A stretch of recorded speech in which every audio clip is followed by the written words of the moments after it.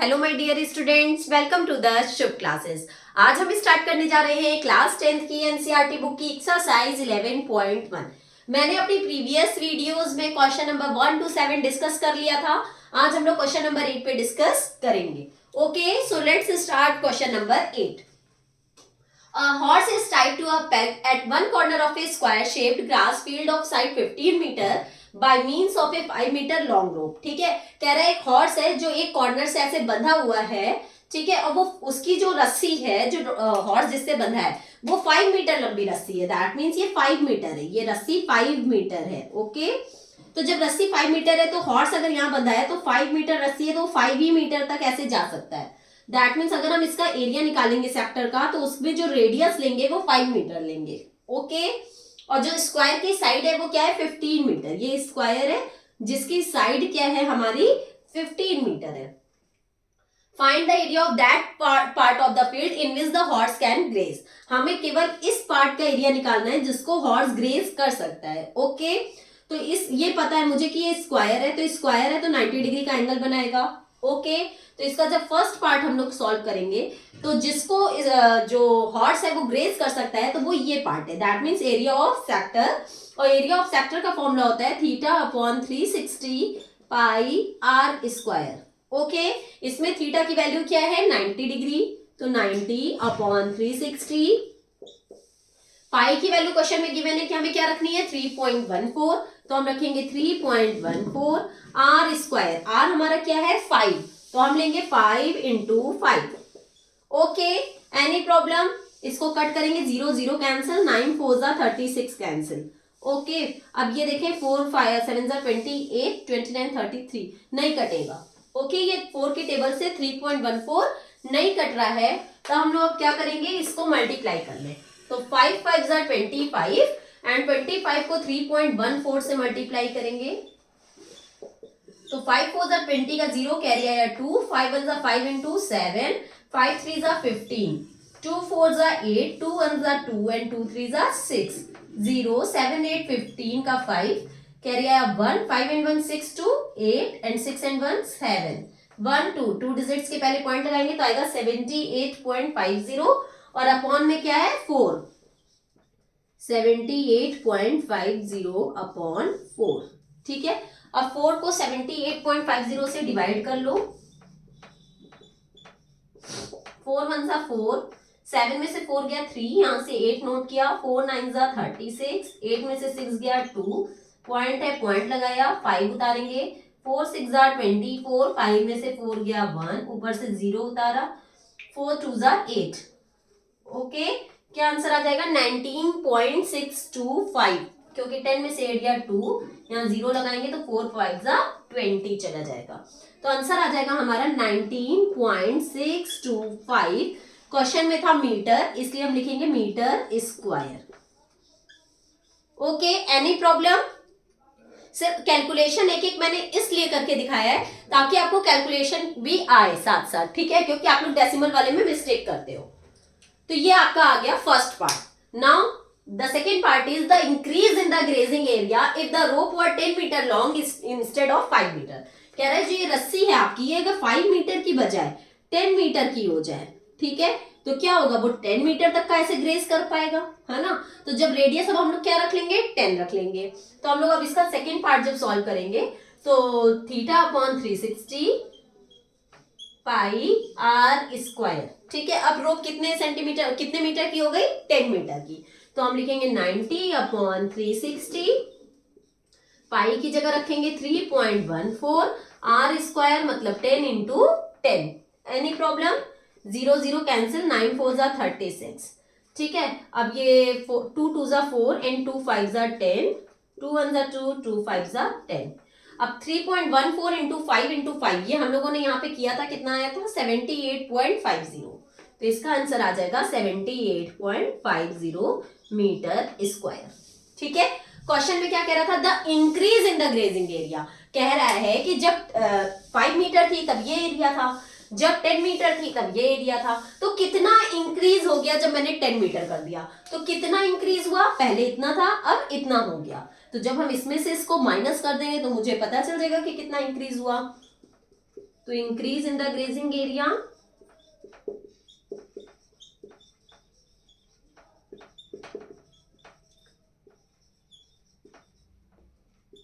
क्या है 78.50 में से हम माइनस कर देंगे 19.625। हर एक स्टूडेंट को अगर बहुत अच्छे से समझाया जाए तो उसे सॉल्व करना तो आ जाएगा, बट वो डेसिमल वाले प्लस माइनस मल्टीप्लाई डिवाइड में थोड़ी बहुत मिस्टेक कर देता है, तो हम लोग इसीलिए पूरा सॉल्व करके देख रहे हैं। तो 78.50 में से 19.625 माइनस करना है, ठीक है। यहाँ कुछ नहीं है तो हम जीरो ले लेंगे, अब माइनस करेंगे। 10 में से 5 गया 5, 9 में से 2 गया 7, यहाँ बचा 4, 4 में से 6 नहीं जाएगा, कैरी लेंगे तो 14 में से 6 गया तो 8, यहाँ बचा 7, 7 में से 9 नहीं जाएगा, कैरी लेंगे, 17 में से 9 जाएगा तो आएगा 8, यहाँ बचा 6, 6 में से 1 गया तो 5, तो आंसर आ जाएगा 58.875 metre square. Okay, any doubt? Now let's move on our next question, that is question number 9. The question says a brooch is made with silver wire in the form of a circle with diameter 35 mm. कह रहा है एक broach ये made है silver wire से, ठीक है, जो कि सर्कल के फॉर्म में है। The wire is also used in making 5 diameters which divide the circle into 10 equal sectors as shown in the figure.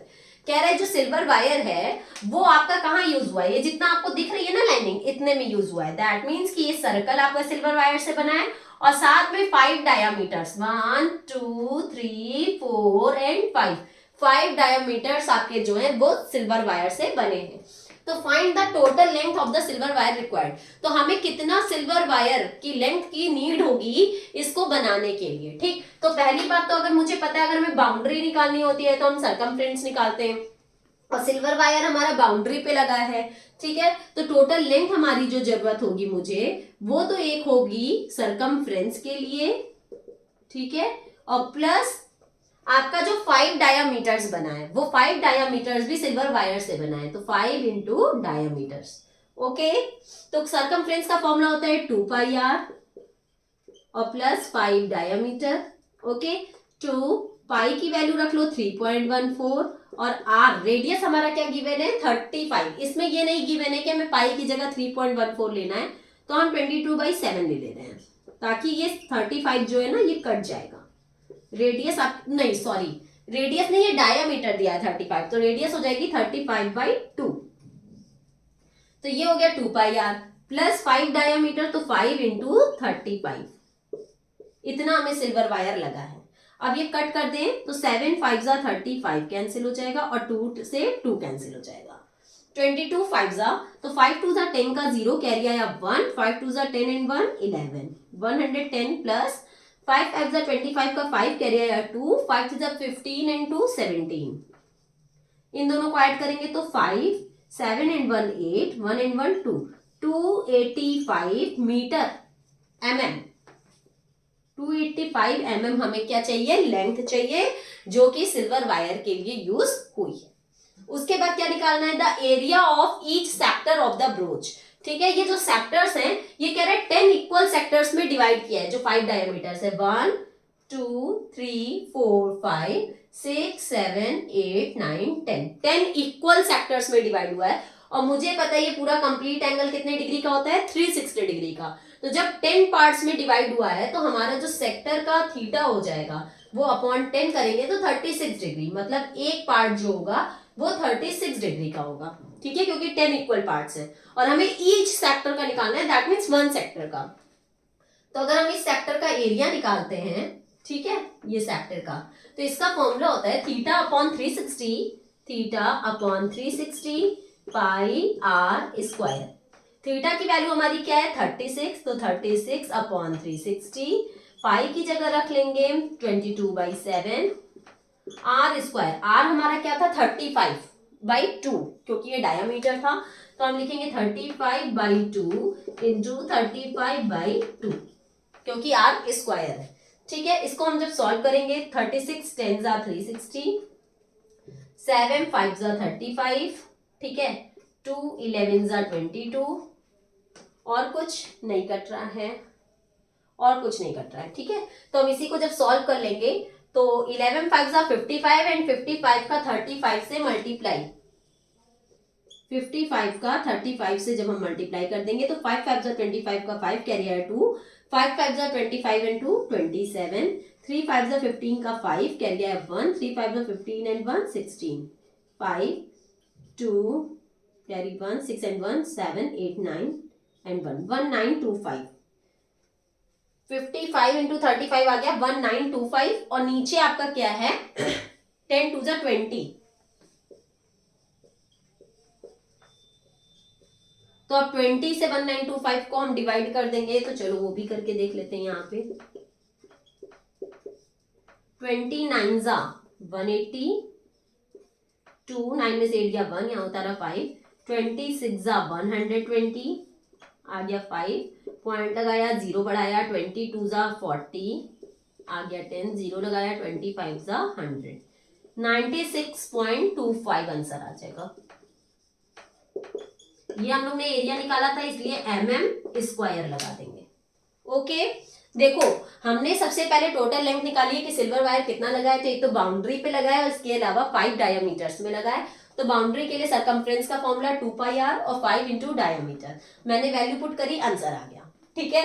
उसके बाद ईच सेक्टर का निकालना था, तो मुझे पता था 10 इक्वल सेक्टर्स हैं और पूरा कंप्लीट एंगल 360 डिग्री का बनता है, तो हम 360/10 कर दिए, तो एक थीटा आ गया 36 डिग्री। तो 36/360 πr² वैल्यू पुट किया, सॉल्व किया, आंसर आ गया 96.25 mm²।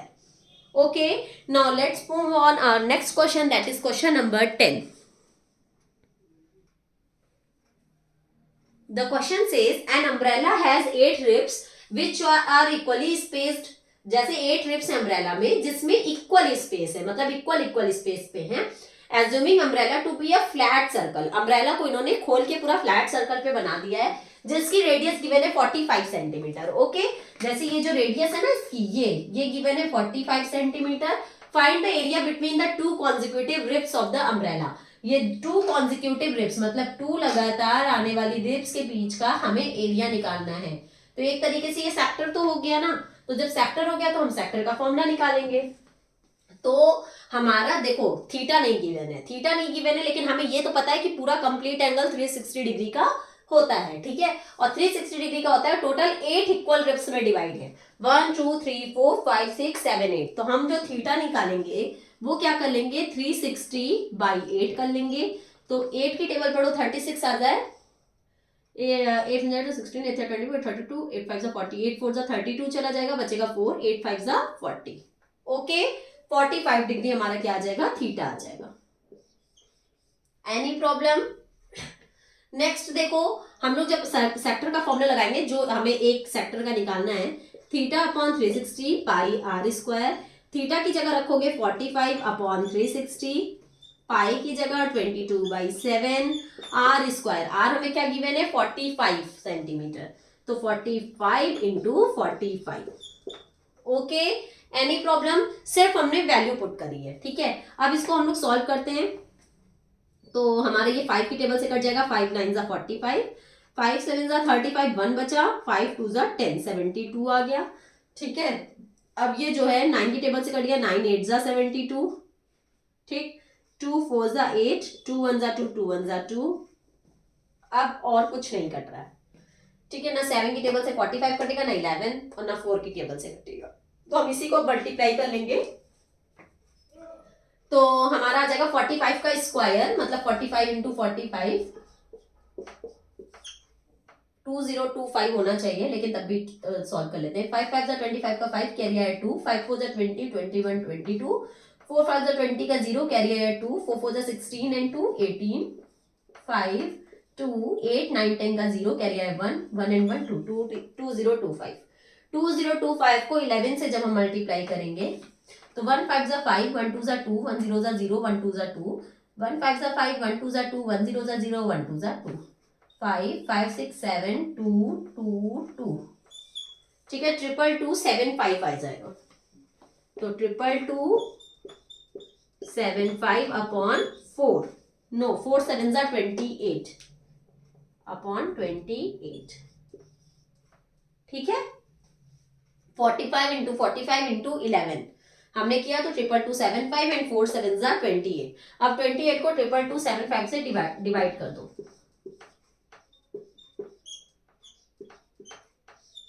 ठीक है, कितनी बार में चला जाएगा?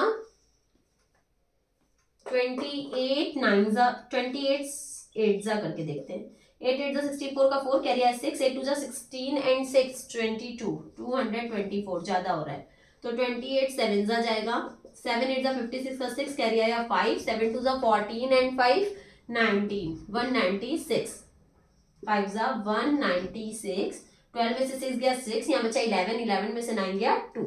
ठीक है, अब हम लोग उतारेंगे 7 तो आ गया 267। 8 जा हमने कर लिया था, 9 जा करके देख लेते हैं। 28 9 जा 8 9 जा 72 का 2 कैरी है 7, 9 2 जा 18 एंड 7 25 252। ठीक है,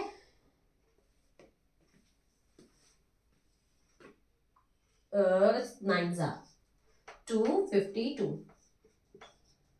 7 में से 2 गया 5, 6 में से 5 गया 1। अब हम यहाँ से क्या उतारेंगे 5, आ गया 155। तो 28 7 जा करके देख लेते हैं, करके देखा तो था 196 आया था जो कि ज्यादा है।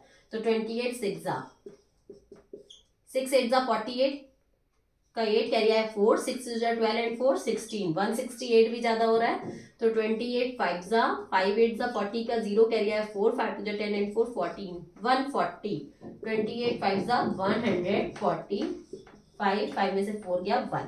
ठीक है, पॉइंट लगाएंगे, 0 बढ़ाएंगे, फिर से हमारा 5 जा ही चला जाएगा 140,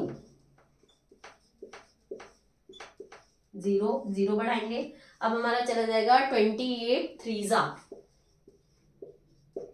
3 जा 24 का 4 कैरियर 2 3 6 7 8 84, 28 3 जा 84। ठीक है, हमारा आंसर आ जाएगा 595.53।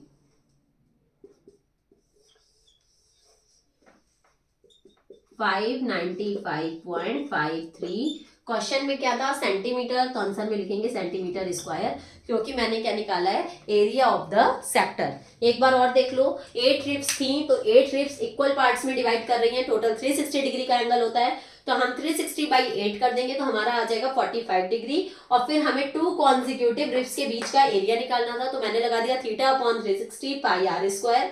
थीटा की जगह रख दिया 45 और पाई की जगह रख दिया 22/7। आर हमें क्वेश्चन में गिवन था 45, मैंने वैल्यू पुट करी, सॉल्व किया, डिवाइड मल्टीप्लाई जो भी करना था किया, हमारा आंसर आ गया 595.53 सेंटीमीटर स्क्वायर। ओके, यहीं पे हमारा क्वेश्चन नंबर 10 खत्म होता है। ओके, और हम लोग अपनी वीडियो को भी यहीं पे एंड करते हैं। अब हम लोग आगे के वीडियो में आगे के क्वेश्चंस के साथ डिस्कस करेंगे। एक मिनट देखो, यहाँ पे हमने 28 7 जा 196 लिया था और मैंने यहाँ गलती से लिख दिया 5। ओके, तो हमारा यहाँ आंसर होगा 795.53। ठीक है, अगर आपको मेरी वीडियो पसंद आई हो तो please like subscribe and share करना मत भूलिएगा। और नीचे डिस्क्रिप्शन बॉक्स में एक लिंक गिवन है शुभ क्लासेस ऐप से, वहां प्ले स्टोर से आप शुभ क्लासेस ऐप इंस्टॉल कर सकते हैं और वहां से आप मेरी लाइव क्लासेस भी ले सकते हैं। अगर आपको कैलकुलेशंस में किसी भी क्वेश्चन में कोई भी डाउट है तो आप कमेंट सेक्शन में जाके मुझसे अपने डाउट्स क्लियर कर सकते हैं। मेरे साथ रेगुलर बने रहने के लिए मेरी आगे की वीडियोस को भी जरूर देखिएगा। हम लोग अब अपनी नेक्स्ट वीडियो में आगे के क्वेश्चंस के साथ मिलेंगे, तब तक के लिए good bye and take care.